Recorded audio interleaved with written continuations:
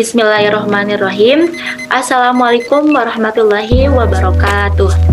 Yang terhormat dosen manajemen keuangan Islam, yaitu Bapak Azmi Pasa STME, yang kami banggakan teman-teman jurusan akuntansi syariah kelas B.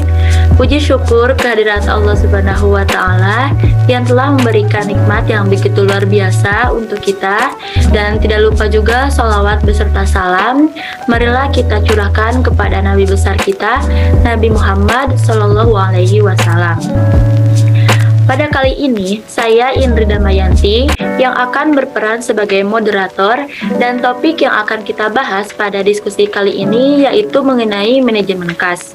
Sebelumnya, izinkan saya untuk memperkenalkan anggota kelompok 7 yang terdiri dari saya sendiri, kemudian ada Kania Pramudita, kemudian ada Marsha Bernabasae, dan yang terakhir ada Rahmi Ambarwati.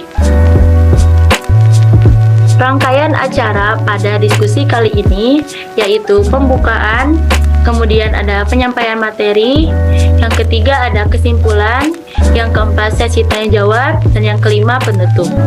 Acara yang pertama yaitu pembukaan. Marilah kita buka diskusi kali ini dengan bacaan basmalah bersama-sama. Bismillahirrahmanirrahim. Acara selanjutnya yaitu penyampaian materi. Materi pertama akan disampaikan oleh saudari Rahmi Ambarwati. Kepadanya saya persilakan. Bismillahirrahmanirrahim. Terima kasih kepada moderator atas waktunya. Di sini saya akan membahas mengenai dasar Al-Quran untuk manajemen kas. Nah, dasar Al-Quran untuk manajemen kas ini ada dalam surat Luqman ayat 34 yang artinya, sesungguhnya hanya di sisi Allah ilmu tentang hari kiamat, dan Dia yang menurunkan hujan dan mengetahui apa yang ada dalam rahim, dan tidak ada seorang pun yang dapat mengetahui dengan pasti apa yang akan dikerjakannya besok, dan tidak ada seorang pun yang dapat mengetahui di bumi mana dia akan mati. Dalam ayat ini dapat diketahui bahwa tidak ada seorang pun yang dapat mengetahui dengan pasti apa yang akan terjadi di esok hari. Bahkan manajer perusahaan diperintahkan Allah Subhanahu wa Ta'ala untuk berusaha semaksimal mungkin agar tidak mengalami kerugian di dunia maupun di akhirat. Begitu pula dengan manajemen kas, tidak dapat dipastikan pengeluaran kas yang akan terjadi ke depannya. Manajer hanya dapat berusaha untuk membuat perencanaan kebutuhan kas dan selanjutnya menyediakan kas untuk kebutuhan dana operasional perusahaan. Mungkin hanya itu yang dapat saya sampaikan. Saya kembalikan kepada moderator. Baik, terima kasih kepada Rahmi Ambarwati yang telah menyampaikan materinya.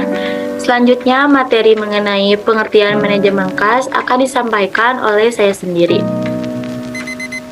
Sebelumnya, apa sih perbedaan antara kas dan manajemen kas? Di sini saya akan mengulas sedikit mengenai pengertian kas atau uang tunai. Kas atau uang tunai adalah harta lancar dengan tingkat kecairan yang paling cepat, baik yang berada di atas perusahaan maupun simpanan di bank. Nah, sedangkan manajemen kas adalah proses perencanaan, pengalokasian, dan pengawasan uang tunai perusahaan agar tidak terjadi gangguan dalam kebutuhan dana secara cepat. Manajemen kas ini bertujuan untuk mempertimbangkan risiko dana imbal hasil agar terjadi keseimbangan antara memiliki terlalu banyak atau terlalu sedikit kas. Nah, pada situasi manajemen kas ini, situasi bisnis banyak memiliki ketidakpastian, membutuhkan pengelolaan kas yang baik. Perencanaan kas yang baik akan dapat mengidentifikasi potensi krisis kas sebelum itu terjadi. Kemudian di sini ada motif perusahaan untuk memiliki kas menurut Keynes yang telah dimodifikasi.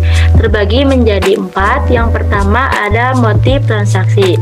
Nah, pada motif transaksi ini, perusahaan menyediakan kas untuk membayar transaksi-transaksi kegiatan operasional perusahaan. Kemudian yang kedua ada motif berjaga-jaga. Nah, untuk mempertahankan saldo kas guna untuk memenuhi saldo kas minimal dan pengeluaran yang tak terduga. Nah, kemudian ada motif spekulasi.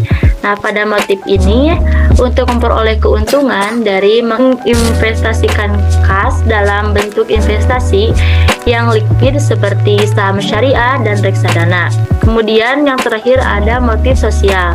Nah, pada motif ini perusahaan menyediakan kas untuk berinfak dan sedekah guna membantu masyarakat atau karyawan yang mengalami kesulitan untuk tujuan sosial. Kemudian apa sih keuntungan perusahaan mempunyai kas yang cukup? Nah, yang pertama keuntungannya yaitu kegiatan operasional perusahaan berjalan dengan lancar. Kemudian ada perusahaan yang memiliki likuiditas yang cukup untuk menghadapi keadaan darurat seperti pemogokan buruh, kebakaran, dan kerusakan mesin. Mungkin sekian yang dapat saya sampaikan. Nah, materi selanjutnya mengenai anggaran kas akan disampaikan oleh saudari Marsha Bernabasai. Kepadanya saya persilakan.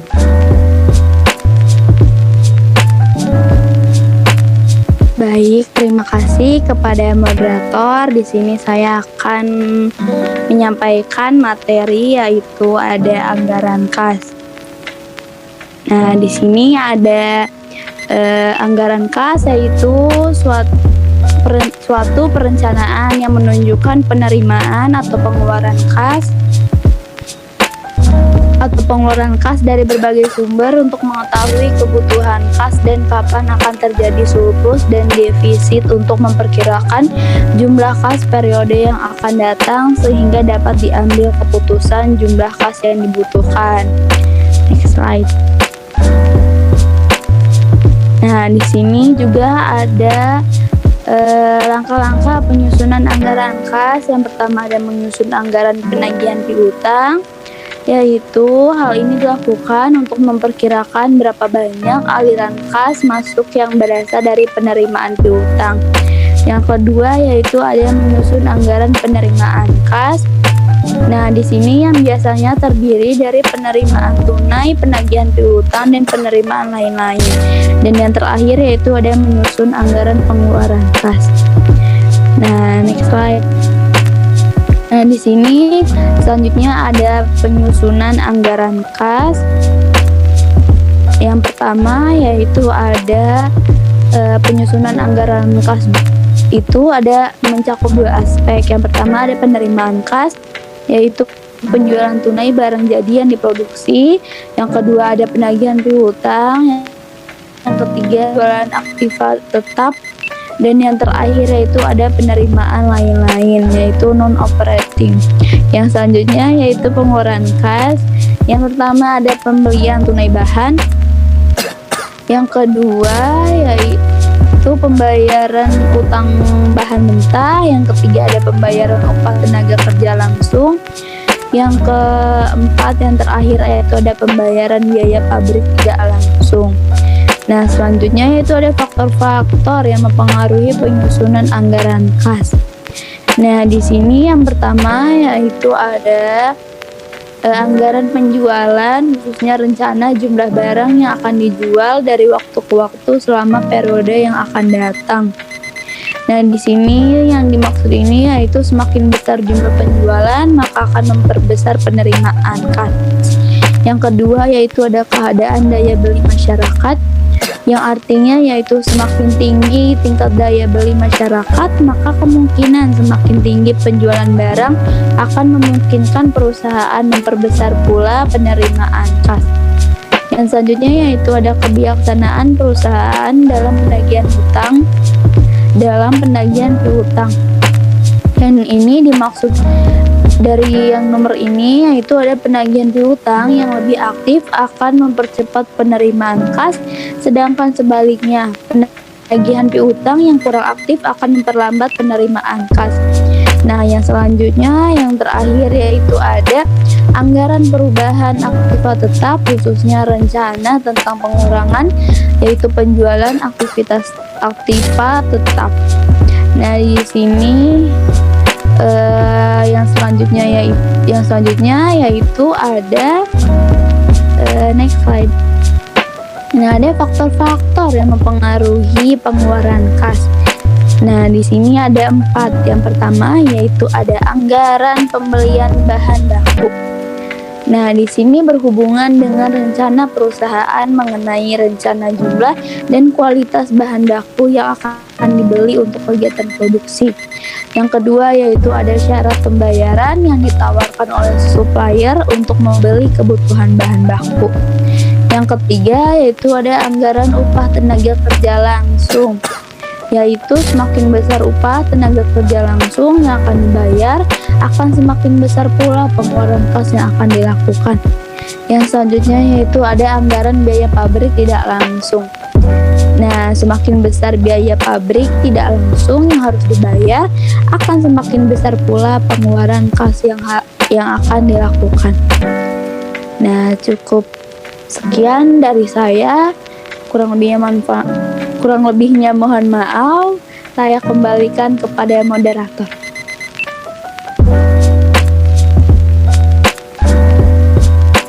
Baik, terima kasih kepada Marsha Bernabassaya saya yang telah menyampaikan materinya. Selanjutnya, materi mengenai contoh soal dan pembahasan akan disampaikan oleh Saudari Kania Pramudita. Kepadanya saya persilakan. Baik, terima kasih kepada moderator telah mempersilahkan saya untuk menjelaskan contoh soal. Sebelumnya, di sini saya meminta maaf karena saya off cam dikarenakan sedang tidak sehat. Nah, di sini saya akan menjelaskan tentang salah satu contoh soal. Nah, soalnya itu terdapat saldo piutang tanggal 1 Juli 2020 sebesar Rp0. Saldo kas 1 Juli 2020 200.000, saldo kas minimum ditetapkan 180.000. Lalu ada jurnal penjualan di sini. Bulan Juli sebesar 1 juta, Agustus 1.200.000, September 1.400.000, Oktober 1.200.000, November 1.400.000, Desember 1 juta. Dengan pola sebagai berikut. Nah, 60% daripadanya adalah penjualan tunai, sedangkan sisanya penjualan kredit dengan cara 40% diterima pada bulan terjadinya penjualan, 40% diterima 1 bulan sesudahnya, 20% diterima 2 bulan sesudahnya, dan 10% dari penjualan kredit dicadangkan untuk piutang yang tidak diduga tidak dapat ditagih. Lalu di sini ada jurnal lagi, yaitu ada penerimaan yang lainnya dan pengeluaran lainnya ke bawah.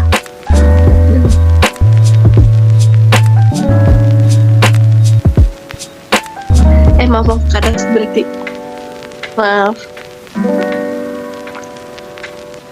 Oke. Bulan Juli ada 56.000 dan pengeluaran kasnya 350.000, Agustus 202.000, pengeluaran kasnya 400.000, September 192.000, pengeluaran kasnya 500.000, Oktober 58.000, pengeluaran kasnya 800.000, November 164.400, pengeluaran kasnya 950.000, Desember 168.000, pengeluaran kasnya 1.900.000. Nah, ditanyanya yaitu pertama, susunlah anggaran pengumpulan piutang periode Juli sampai dengan Desember 2020. Yang kedua, susunlah anggaran kas periode Juli sampai dengan Desember 2020. Yang ketiga, bagaimana dampak pada neraca per 1 Juli dan pada neraca 31 Desember 2020 mengenai kas dan piutang. Yang keempat, jika kelebihan kas apa yang dapat diusulkan kepada pimpinan perusahaan, uraikanlah setiap bulan beberapa kelebihan kas dan lainnya. Yang pertama yaitu, kita langsung aja. Yang pertama itu anggaran pengumpulan piutang periode Juli sampai dengan Desember. Nah, pertama kita buat tabel dulu. Yang penjualannya itu dapat dari yang tadi, yang di jurnal yang di soal, kita masukin ke dalam tabel semuanya sampai bulan Desember. penjualan tunainya 60%. Tadi yang disebutin di soal, yang 60% itu dapat dari soal ya, yang penjualan 60%. Yang 60% itu yang daripadanya adalah penjualan tunai, dikaliin aja 1 juta dikali 60% itu 600.000. Seterusnya sampai bulan Desember kayak Agustus 1.200.000 dikali 60% itu 720.000, dan seterusnya dikali 60%. Penjualan kredit ini dikali 40%. 40% dari mana? Dari salahnya. Jadi 1 juta dikali 40% hasilnya itu 400.000. 1.200.000 dikali 40% 480.000. 1.400% dikali 40%. Maaf 1.400.000 dikali 40% hasilnya itu sosial 560.000 ya. Nah, penyusutan piutang itu 10%-nya juga dari mana? Dari soalnya ya guys ya. 400.000 dikali 10% itu 40.000. Nah, piutang netonya tinggal dimasukin aja. Nah, terus habis kayak gitu, ini ada pola pelunasan. Kenapa ininya tuh pola pelunasannya itu kenapa 40% sama 20% itu karena dari soalnya. 40%-nya itu yang diterima pada bulan terjadinya penjualan. Nah, lalu 40%-nya selanjutnya itu diterima 1 bulan sesudahnya. Dan 20%-nya itu diterima 2 bulan sesudahnya. Makanya itu tuh Juli itu kan bulan terjadinya penjualan, dan Agustus itu diterimanya 1 bulan sesudah penjualan tersebut, dan 20%-nya itu diterima 2 bulan sesudahnya. Nah, si uangnya ini yang dikali 40% ini dari mana? Itu dari piutang neto. Jadi 40% dikali 360.000, 144.000. Terus nanti yang bulan selanjutnya Agustus. Nah, ini selanjutnya deh. Ngerti ya guys ya? Ngerti.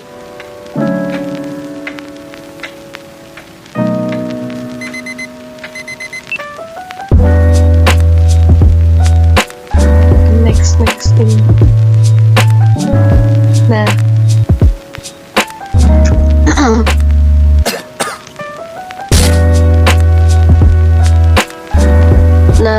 habis dari situ kita bikin tabel daftar penerimaan dari piutang.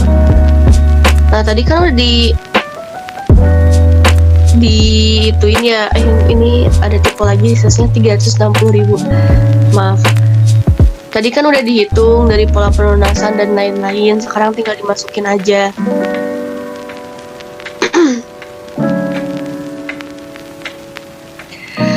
Yang piutang netonya dimasukin ke tabel piutang neto. Terus yang bulan Julinya itu yang dari pola pelunasan 144.000. Nah, yang bulan Agustusnya itu yang bulan Agustusnya tuh kan ada 2 ya, yang dari awal yang bulan Juli yang masuk ke 1 bulan setelah penjualan, sama yang dia masuk ke bulan itu terjadi gitu. Jadinya 144.000 ditambah 172.000. Yang Septembernya juga iya, yang Septembernya itu dari bulan yang pola pelunasan yang dari Juli, Agustus sama September itu sendiri. Nah, seterusnya sampai kayak gitu ya guys. Kalian kalau bingung, kalian coba pelajarin sendiri dan pakai logika gitu. Maksudnya ini uangnya dari mana, ini uangnya dari mana gitu. Kalau misalnya kalian benar-benar nggak tahu, boleh kalian tanyain, oke? Nah, terus habis kayak gitu, sekarang yang kesusunlah anggaran kas periode Juli sampai dengan September. Nah, ini sini yang saldo awalnya tinggal dimasukin aja saldo awal. Terus penjualan tunainya tadi kan udah dihitung ya, yang penjualan tunai itu yang udah dikaliin 60%, tinggal masukin aja. Yang dikali 60% tuh yang tadi yang perhitungan yang apa ya, yang di bagian A. Terus habis kayak gitu piutangnya yang tadi udah kan dihitung, yang di tabel daftar penerimaan dari piutang itu masukin ke sini. Terus penerimaan lain itu tuh dari soal. Terus habis kayak gitu tersedianya itu. Terus habis kayak gitu pengeluaran lain itu tuh pengeluaran kas yang dari soal itu ya guys, dan ya udah selesai. Terus sekarang ke bagian C. Ke bagian C. Bentar.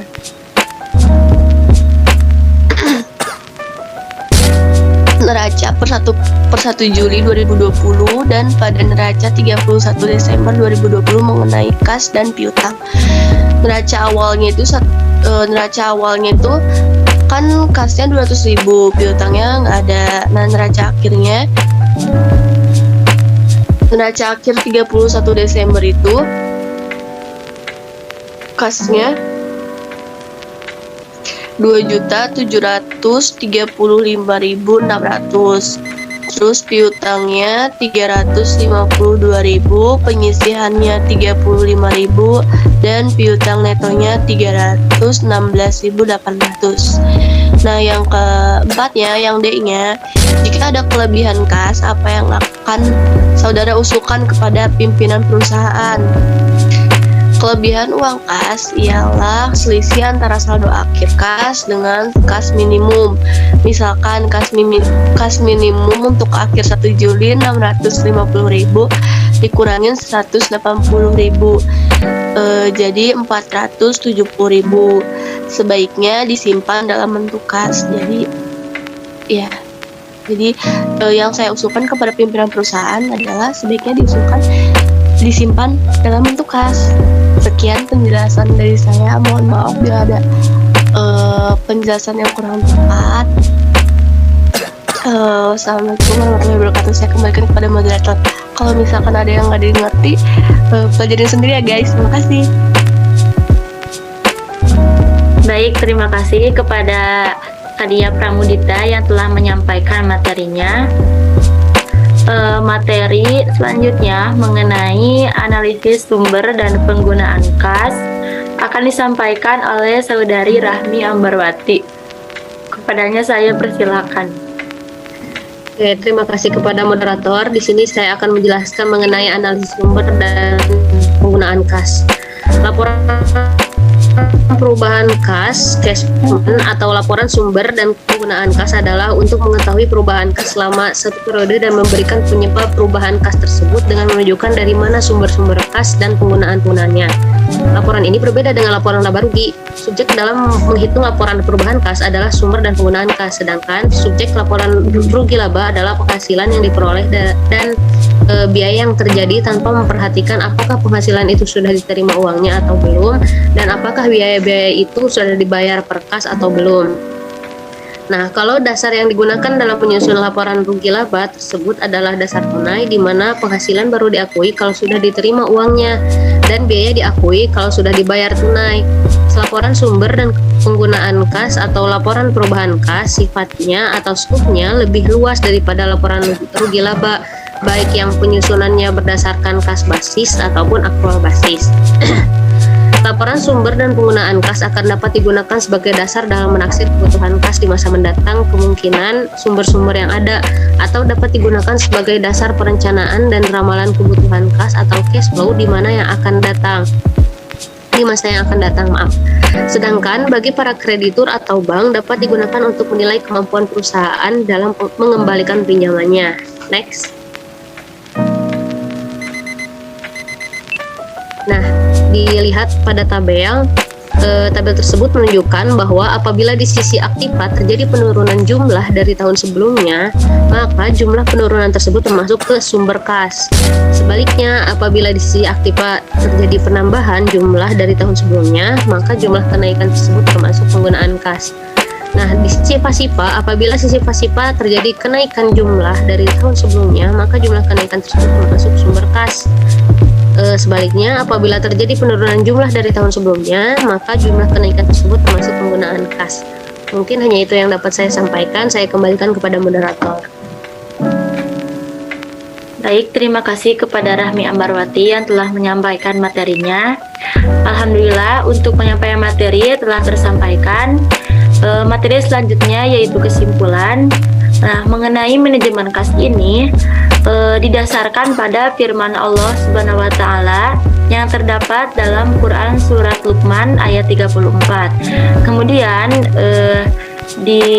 pada materi kali ini bedanya kas dan manajemen kas pasti kalian sudah mengerti. Selanjutnya di sini ada anggaran kas, yaitu suatu perencanaan yang menunjukkan penerimaan dan pengeluaran kas dari berbagai sumber. Nah, untuk laporan perubahan kas atau laporan sumber dan penggunaan kas, yaitu untuk mengetahui perubahan kas selama satu periode dan memberikan penyebab perubahan kas tersebut dengan menggunakan dari mana sumber-sumber kas dan penggunaannya. Mungkin sekian dari kelompok kami. Silakan bagi teman-teman sekalian yang ingin bertanya, boleh diisi di kolom komentar. Kesepian tanpa kekasih. Sekian dan terima kasih. Mohon maaf bila masih banyak kekurangan. Terima kasih atas atensinya. Wabillahi taufiq wal hidayah. Wassalamualaikum warahmatullahi wabarakatuh. Assalamualaikum warahmatullahi wabarakatuh. Waalaikumsalam warahmatullahi wabarakatuh. Terima kasih, Jai. Terima kasih juga. Dah. Jangan lupa subscribe, like, dan komen. Nih, link di bawah pencet swipe up.